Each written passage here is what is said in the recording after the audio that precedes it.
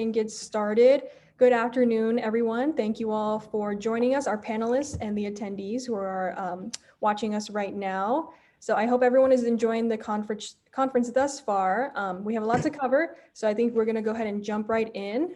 And before we start, I just want to remind everyone that if you have any questions, drop them in the chat. I will ask those, intermittently or at the end whenever we can. So yeah, just if you have any questions, drop them in the chat and we'll get to them if we can.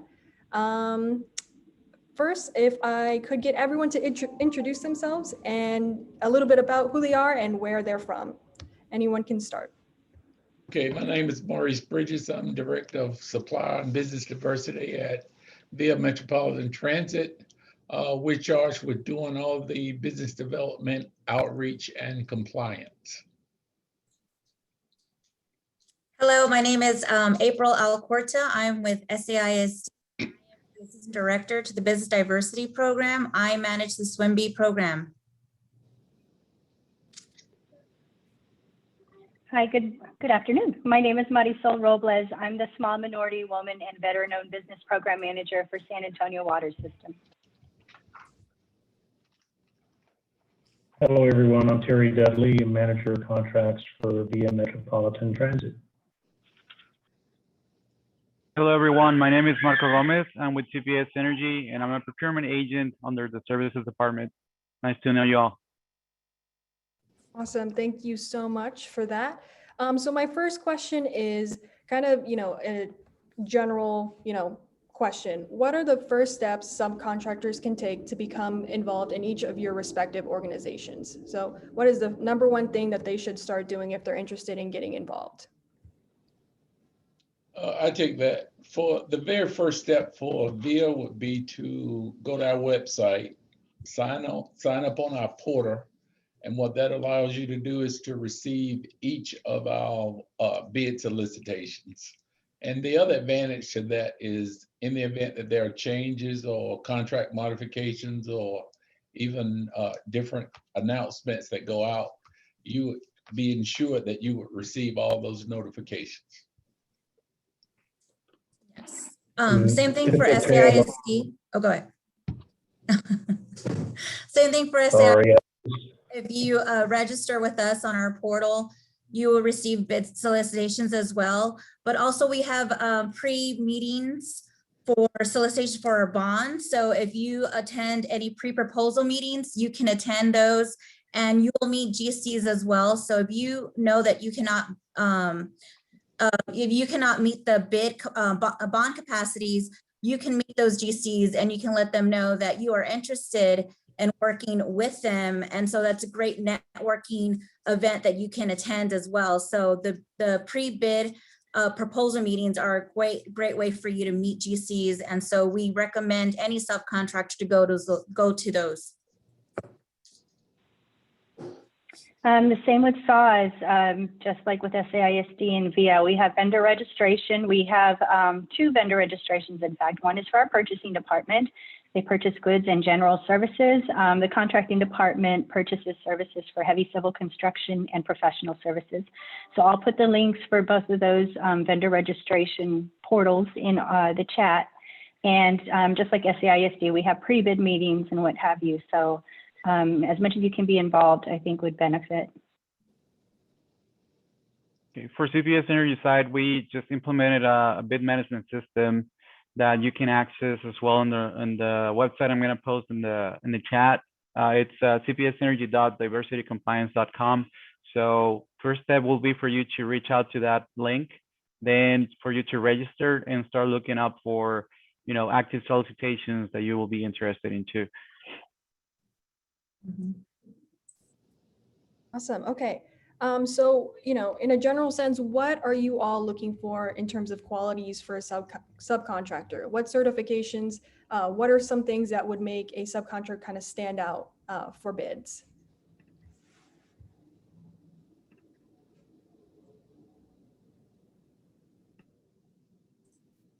I can speak to that. Really, we look for vendors that have a history of being responsible. We I guess anyone is looking for contractors, you're looking for ones that are experienced and qualified.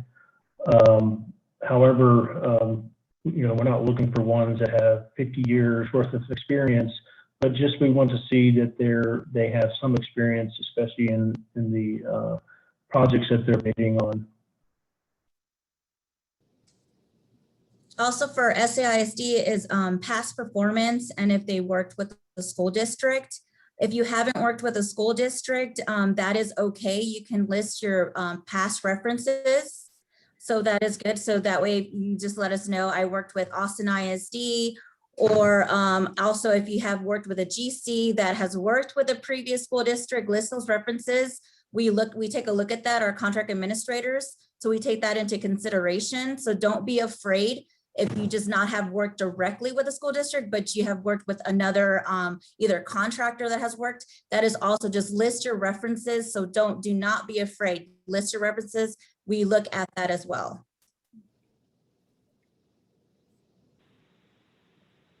I'd have to agree with all of the above. I think that prime contractors, so we don't contract directly with subcontractors. Our contract is with the prime or general. Sorry, I have kids home with me today.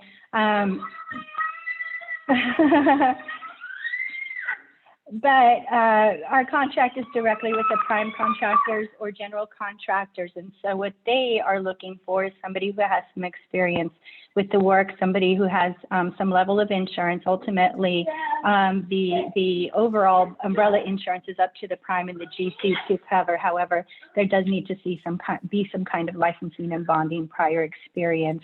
And I would say that, and this might be, I think it's a future question too, but I think that our primes are looking for firms that are certified as small minority woman-owned businesses, and subs that can, help sharpen the pencil so that the GCs can win as the lowest bidder. Most of SAW's solicitations, unless they're professional services, are low bids. So somebody who can help the prime meet the goals. There are some WB goals, help get the lowest bid and get the job done on time and on budget. So I think that's, a lot of what is being looked for. And CPS Energy, same as Marisol was saying, we normally contract primes, and what the primes are looking for, maybe you can, take a stab at looking at the solicitation documents where all the outline requirements are in there. So you can look for what is it that we're looking for as far as for services or commodities, and then you can contact that prime companies to see if you can serve them in a way, so that way you can become a subcontractor for them. Thank you for that. And so I just want to remind everyone watching that if you have any specific questions that you want more information about, just type them in a chat and we can get those answered here on this session. My next question is kind of on the other hand, on the other side of that coin. What qualities would, should subcontractors should they avoid in terms of when they're submitting their bids? What are some red flags that would stand out in a negative way? What I hear our contract administrators always tell me is a lot of subcontractors and contractors, they leave their bids blank. They don't complete their form. So please try to complete all the information as possible. So if you leave it blank and you do not give as much as information, they can't do their job to make a decision. So if you need to attach as much as possible, have attachments for references or for your scope of work, complete your information. As much as information that you can provide, it makes their job easier. So a lot of bids are blank and they just can't do anything with them. So you won't get the job or the contract. Yeah, this is Terry Dudley. I think that's a really good point. That's something I was thinking of when you asked the question, because usually the contractors that we receive bids for are usually very responsible, good, experienced contractors. But what seems to harm them is if they submit a bid document that's not complete. That's, it's a real shame for us to have to exclude someone or disqualify someone because they didn't fill out a piece of paper. And we really don't like doing that, but there are instances where we have no choice other than to do that, especially when it comes to sealed bids, because sealed bids they're sealed and you go by the face value of the document. There's no opportunity to hold discussions or to really ask questions of the bidder. You just have to take the bid for what it is. And so we're really limited on any kind of communication or opportunities to fix or straighten something out that you left out. So that is a very important point. I would say that for me, since I'm the person who gets the bids and look at it in detail, what I've seen before is that many of the vendors don't follow up the submission guidelines that we outline in the solicitation. So they normally have like maybe a standard document they send out for proposals, and they're not following the structure that we're asking them to do. And that's always an issue because we expect to see something in a way that is already structured the way we ask for it, so that we can, follow up with the evaluation, and it makes it way easier when we get it the way we're expecting it. And we don't have to look all the way on all the documents for a specific information. Another thing that I've seen is that not many people respect the RFP or RFQ or IFB schedules. They're asking questions outside of the timeline, or they want to submit, after the fact that the bid is already closed. So it's very important for everyone to follow that schedule and be committed to that. Always double check if you're not sure on submitting some document. If you feel like there's something wrong with it or something like that, you can always reach out to me or whoever is the assigned procurement agent, just to double check that you're sending it the right way, in the right format. Just don't make assumptions, right? Then I guess the last thing that I would recommend is don't wait until the last day to submit your bid, because if you're having an issue at that point, then you're just running against time. So it's better for you to realize that you have an issue before, instead of just waiting on the last minute to send your bid and then having that issue, right? That will be my intake to that. Mm-hmm. From what we see as far as subcontractors, if you're trying to get your foot in the door, I would say be as specific as possible as you can with the prime contractors on what your capabilities are. Don't overpromise. If you can only do a certain amount of scope, then be very, very honest about that, because they're depending on you to be able to you to get your part of the work done so they can continue with everything else. Please give the prime contractor your full legal name as you're registered with the Texas Secretary of State, because when we're analyzing the bid documents and we're analyzing the good faith effort plans and everything, we need to make sure that we have, your correct information as recognized by the state. Our legal departments need that. Also, if you have different offices, if you have a headquarter office outside of San Antonio, but you have a branch office, or you're renting or leasing space in San Antonio, please make sure that you give us both of those addresses, because sometimes it matters if there's local availability, if we need your response within an hour or 2 hours, some kind of an emergency. So those are some of the things that we see in the SAWS end. Also, if you're also trying to get your foot in the door as a sub, I hear that can be hard. But don't let submission of quotes at the time of bid be your only contact with the prime contractors. Reach out to them in between bids. If you have a website, be very specific on what your services are. If you have a business card, or if you have a one-pager that you can email the primes. It's good to say you do general construction support services, but that could be anything. If what you do is traffic control or barricades, or you do asphalt, be very, very specific about what your services are, and that helps you get your foot in the door a little bit better. Yeah, one of the things that all of us are out recruiting and trying to connect the primes with the subs, but we get a lot of feedback from prime contractors where the subs are being non-responsive. Mm-hmm. And an example would be if they have a deadline, they've reached out, and they're trying to get the information. So the subcontractors are very slow or non-responsive to the primes, even when the primes are trying to add them to a contract. Mhm. And, you know, the downside of that would be if you don't reach out to them, then they're more likely to move on to another sub. So I would encourage all of the subs to be, you know, just constant contact with that prime contractor to ensure that they have all of the information that they need to submit, because the DBE or the SBE portion is just a part of it. You know, that's probably 10% of the overall bid. So you want to be responsive to the primes as well. Okay, we actually have a question from one of our attendees. Sarah Navarro asks, can the sub find out why they were disqualified? Perhaps multiple people are responsible for completing different sections of a bid submittal, and maybe one person did not complete a required section. Could the company request an explanation for the disqualification?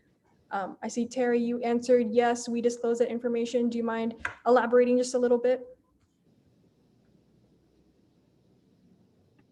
No, not at all.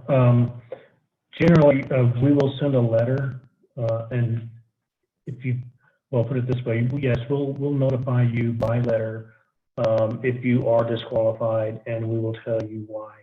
We also offer you the opportunity to call us and speak to us more about why you were disqualified. And kind of as I emphasized earlier, we really don't like disqualifying any bidders. The more responsible bidders we get, the better for us. And we just really don't like that we have to do that, but a lot of times, well, anytime that we do that, we just really have no choice other than to disqualify the bidder. But for you to know why you were disqualified helps you to know what not to do next time. So we're glad to provide that information. Awesome. Okay. My next question has to do with networking and how kind of subcontractors can get their name out. Do any of you have any recommendations for forums that subcontractors can go and meet people and you know, really start that networking process? Well, I'll give you an example, and this is pre-COVID. So when we have our pre-bid meetings, we invite the small business owners to just come to attend the pre-bid meetings just to learn the process. Normally during the introduction, we take the time on the front end to allow everyone to introduce themselves and also indicate what their certifications are.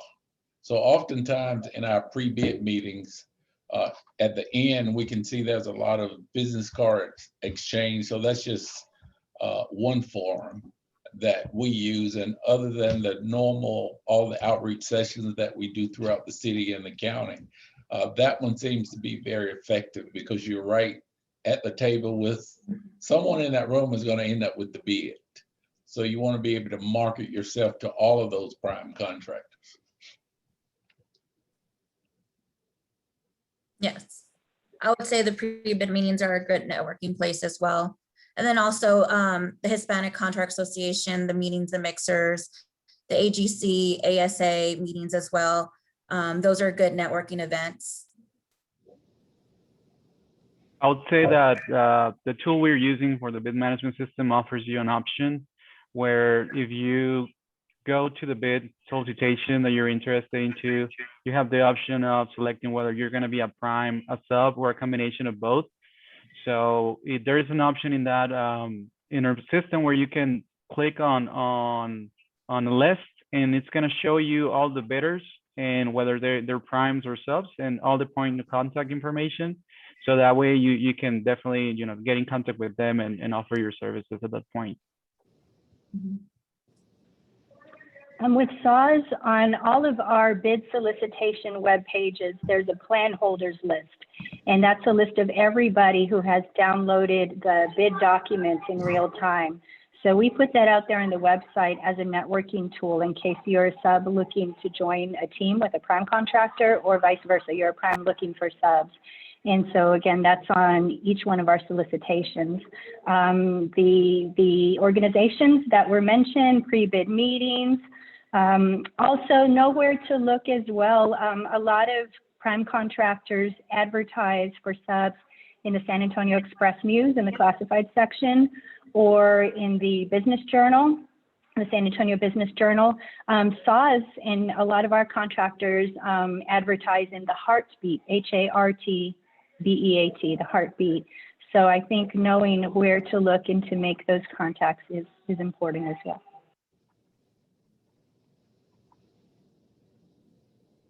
I can just echo what everyone else is talking about. The pre-bid and pre-proposal meetings are really good because you're there hearing about an active procurement. So it's an opportunity on the table right there. And that is a really good time to meet prime contractors, to hook up or network with others. We also publish those lists after, for instance, a pre-proposal meeting. We will post a list on our website of who attended. And Maurice mentioned pre-COVID, which, you know, things have really changed the last year or so. All of our pre-bids and pre-proposals were done on site or in a meeting room. Now we're doing them on Teams. And, you know, in some cases, we'll have well over 100 people attending. And you get to see that attendance list once the meeting's over. Not so much a good chance to network while the meeting's going on, but at least you can see what businesses are interested and what businesses you might be able to partner with. Well, if anybody's interested, I do have a post-COVID event coming up. Save the date, May 26th. It's for the Hispanic Contract Association. It's meet and greet our architects for our Bond 20. There's 21 architects, so they do want some subcontractors out there. So if you are ready to attend, save the date, follow me on LinkedIn. I'll put my LinkedIn link on there so you can get more details on that. Thank you for that. We actually have a question from one of the attendees, Ava Villegas.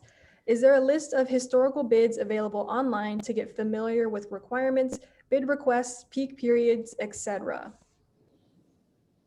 I can take that one. Yes, with SAW, we have an archive section available under contract solicitations. I can post. Oh, I think you muted yourself. Oh, sorry. Okay, can you hear me now? Yes, we can. So SAW, I don't know how much you heard, but SAW has an archive section, and it's under our contract solicitation section. So it's for heavy civil construction in our professional services. And so I can post the link on where to get to our archive section. We also post bid tabs, historical bid tabs, so you can see what was competitive, you know, last time around a bid came out, what people priced in their line items and what have you. So we try to put as much out there on our website, and that way citizens won't have to go through the open records process. They can just access that directly from our website. So I'll go ahead and post that link.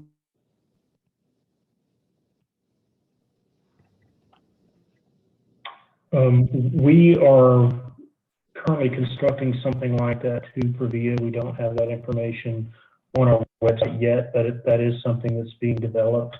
We're pretty much in the final stages of that development. And so hopefully in the next month or two, you'll be able to access the same information, which would be past procurements and who was awarded and for what amount they were awarded.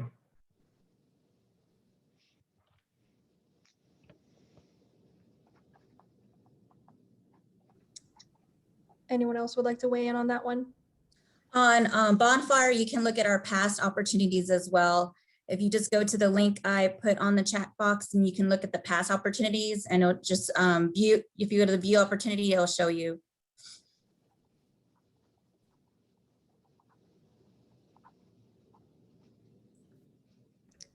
All righty. Okay. So I kind of want to get into, you know, each specific organization and what subcontractors can expect from each organization for the future in terms of procurement.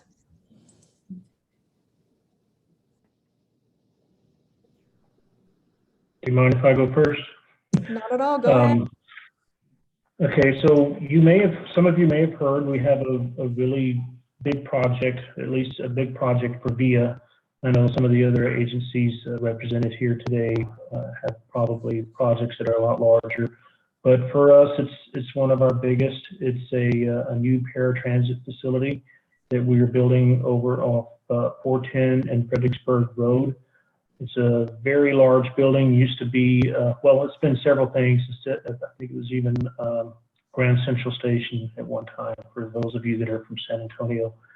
So we are in the final design stages of that project. Our contractor is F.A. Donnelly. They are a certified SBE company, and they will be looking for subcontractors for a variety of things. And I have a list here. They'll be looking for bidders to do final cleaning, general cleanup, floor protection, toilet partitions, accessories, fire extinguishers, cabinets, lockers, guard shack, seal coating for parking lot striping, trucking and haul off, traffic control. In addition to that, of course, your standard things that come with the construction project, such as electrical work, plumbing work, roofing, HVAC, just all sorts of things that will be involved in that project. So if you want more information on that, you can contact me via email and I can forward your information. I believe we have a question. Sarah Navarro asks, can you repeat the prime and demolition question mark? I think that was for Terry. I believe there will be some demolition. The only construction I know that's going on right now is some saw cutting. The contractor's name is F.A. Nunnally, and I'll type their name here in the chat so you can get it.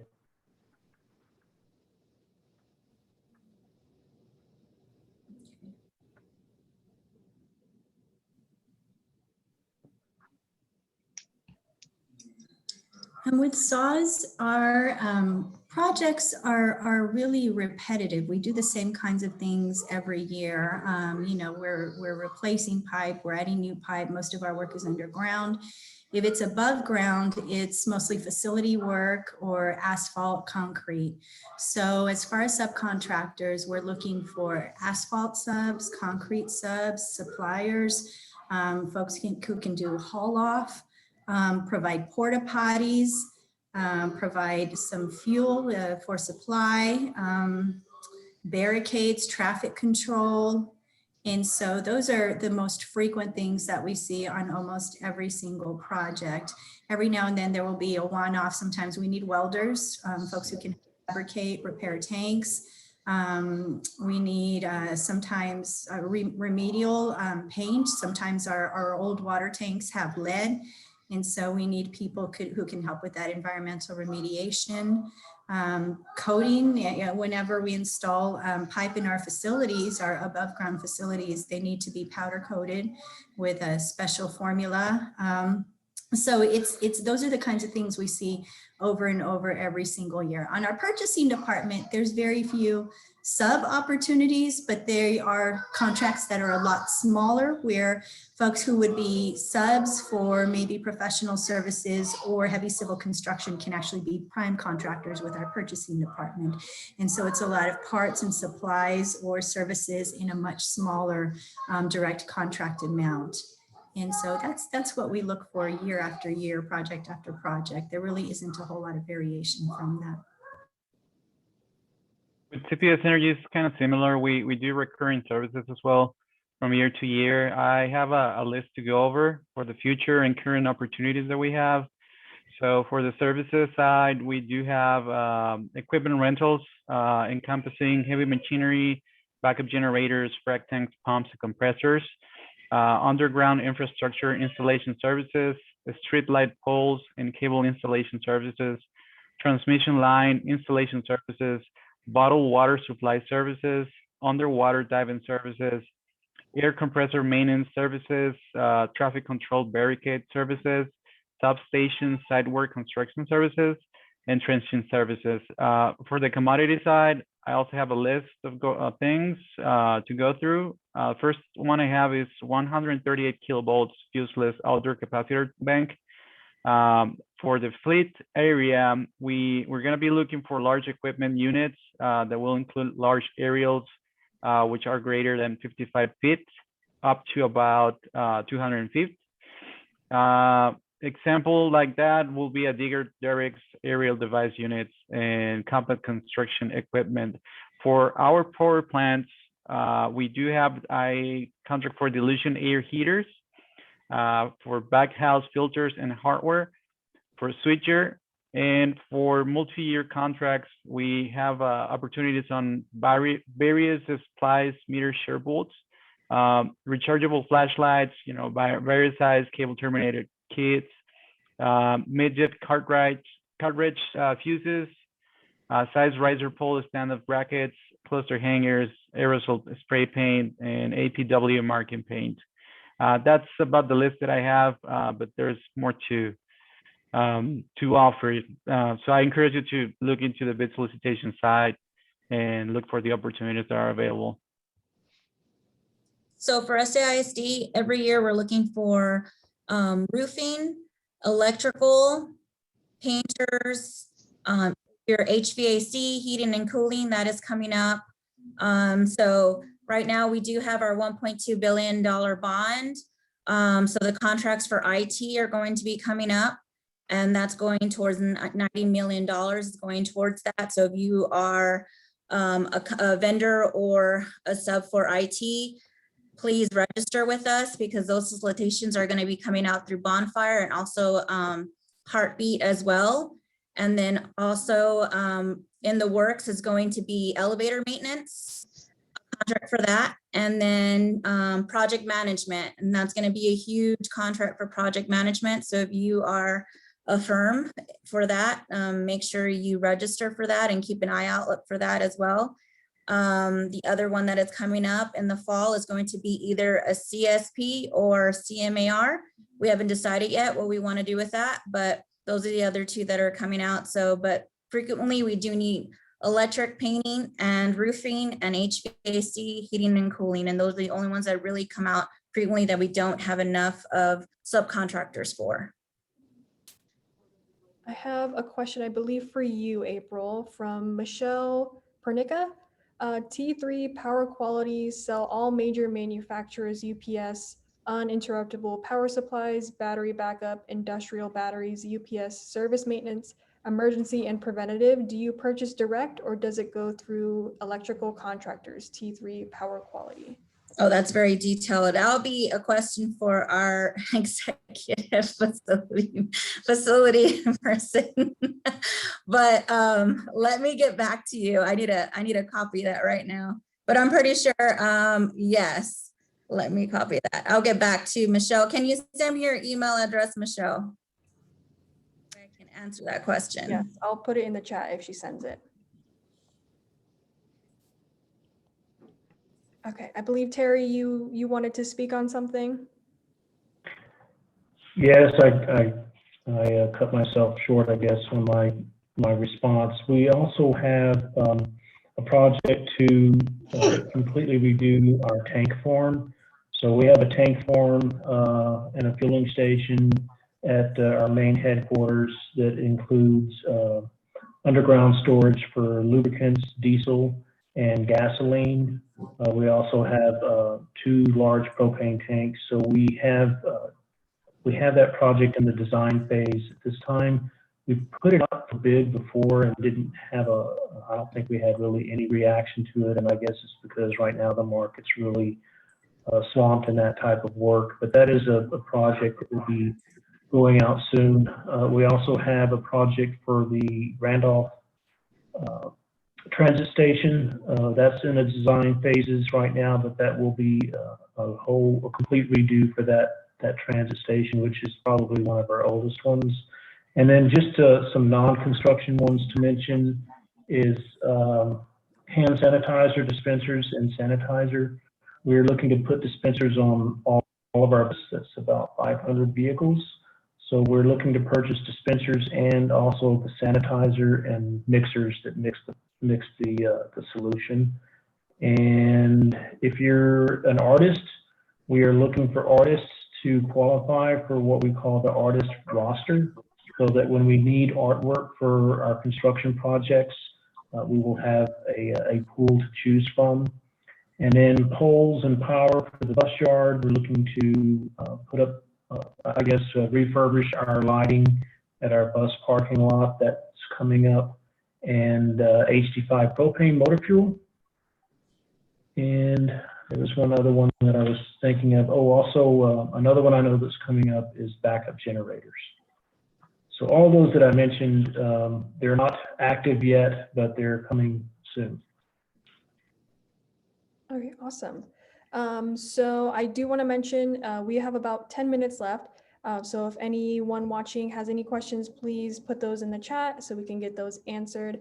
I do want to mention that we will be having Meet the Buyer sessions tomorrow afternoon beginning at 1 p.m. So we have several organizations that will have representatives where you can have more of a conversation to get more information about that. Let's see. Is there anything that you think I missed? Anything that you would like to mention while we wait for some questions?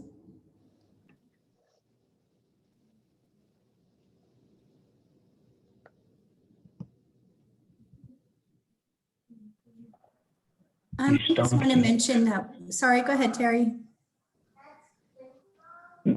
Well, one thing I try to emphasize in forums like this is I know that we tend to talk a lot about certifications, SBE certifications or DBE certifications.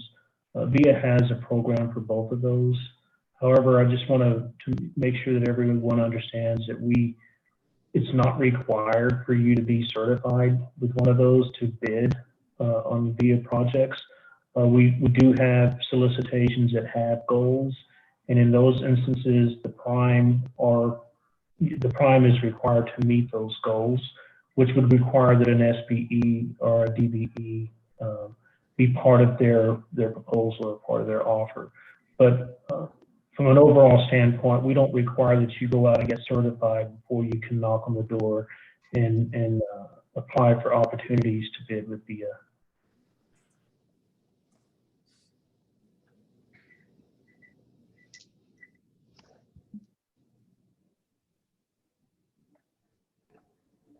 Marisol, did you have something that you wanted to say?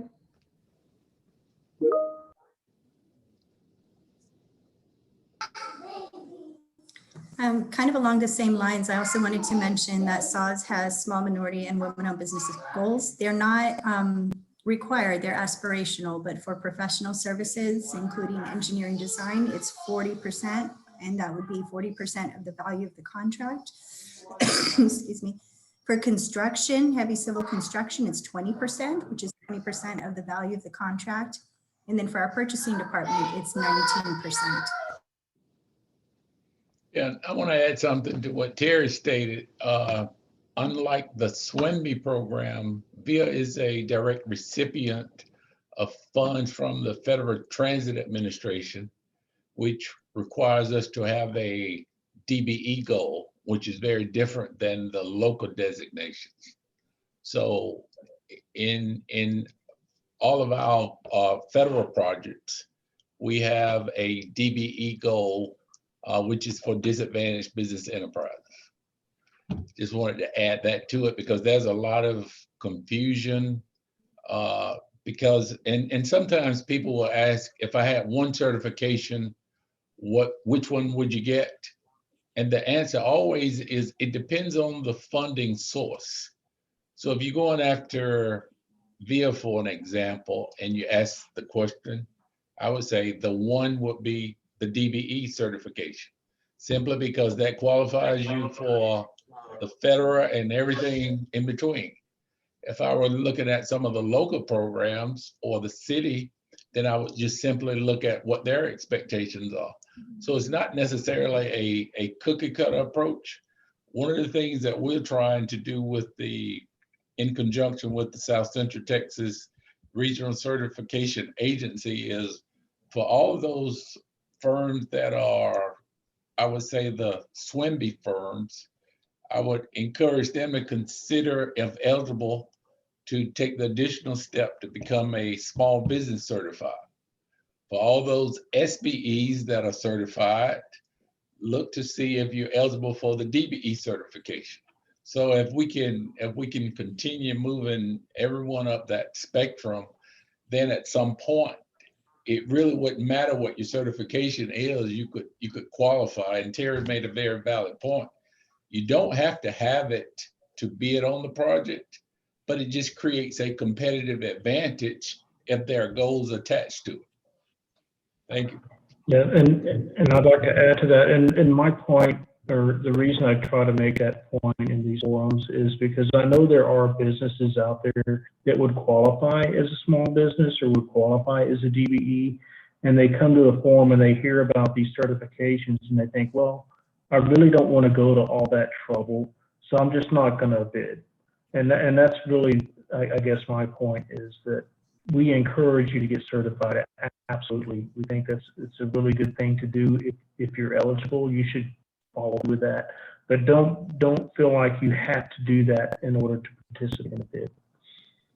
And just in response to Terry's request, one of the things that we've added to our outreach and business development and technical support, so we're actually working with firms. So if there's a firm that need the SBE or the DBE certification, we can't certify you because that's the role of the SCTRCA, but we will actually literally help you complete the paperwork. So we actually encourage you to allow us to go through the application, and the DBE application. It may take 3 or 4 sessions to do it, but at least we're helping you gather that data so that when it's all uploaded, the information goes straight to SCTRCA. It's online. We can scan the documents right here in the office and hand them right back to you.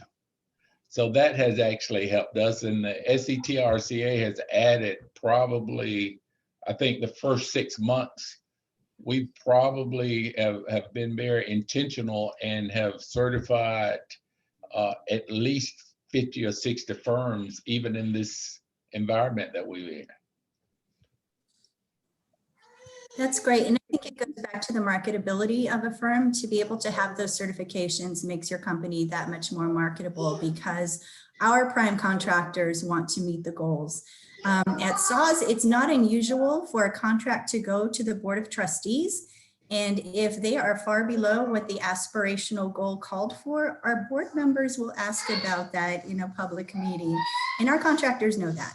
And so they want to be able to meet, they want to be able to use local small minority and women-owned businesses. The catch is, unless a company has that certification, you may be minority-owned, you may be woman-owned, you may be small, but without that certification, we can't recognize you as such. And so, you know, we really highly encourage, if you think you might be eligible, please get certified. The application's online as well, and, you know, get as many certifications as you think you would qualify for. That's great. I think we have a question for you, Marisol. Michelle Pernica, do we have access to the name of the prime contractors? Yes, if you go to the archive section and you click on a project, you'll be able to see who the contract was awarded to, or if there were multiple awards, you'll see a list of prime contractors. We also have all of our old board agendas on the website as well. So you're also welcome to go back to the board agendas and see who was awarded contracts that way as well. If you have any questions, I'll go ahead and put my email address in the chat, and please reach out to me if you have any questions whatsoever. Awesome. Okay, so we're just about almost out of time. So if you, what I think we can, I know we mentioned in the beginning kind of where the best place to reach you at. If you could put that in the chat again really quick, just so people know where to reach out to and find more information. So we can do that. And if there are no more questions, thank you all for your time with us today. We really appreciate you and sharing your expertise with our attendees. And our next session will begin at 1 p.m. So thank you again. We really appreciate your time. Thank you. Thank you very much. Thank you. Thank you. Bye.